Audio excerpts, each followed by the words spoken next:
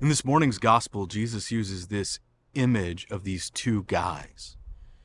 And for the sake of this, the first one is a bad Pharisee. He comes into the temple. His prayer is directed not really to God, but just as he's talking about himself. And the second one is a good tax collector. He comes into the temple and recognizes his insufficiency before God, and he turns to the Lord and says, "Be merciful to me, Lord, a sinner." Jesus is presenting the good tax collector as a model to be followed. And in fact, our Eastern brothers and sisters have the great tradition of the Jesus prayer. Jesus Christ, Son of the living God, be merciful on me, a sinner. The idea being that you recall the words of the good tax collector in order to model your life after that person.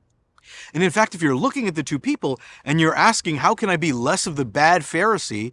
I suggest it's actually easier instead of trying to suck out of your life all the bad stuff, which is hard to do. It's difficult. You don't make a whole lot of progress and you often feel like you're failing. But instead, to model the good tax collector. Instead of worrying about what not to do, let's worry about what we should be doing. And here, Jesus gives us this example of, be merciful for me, a sinner. When you pray that prayer, you could even go back to the opening prayers of the Mass. Every Mass we say, Lord have mercy, Kyrie eleison. Lord have Christ have mercy, Christe eleison. We say those words because we know we are in need of mercy. And here's the thing. It is an act of humility to request mercy. You don't ask for something you don't think you need, or at least you shouldn't ask for something you don't think you need.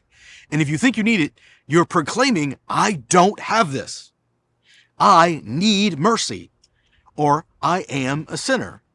Or, even best of all, both. I am a sinner in need of your mercy.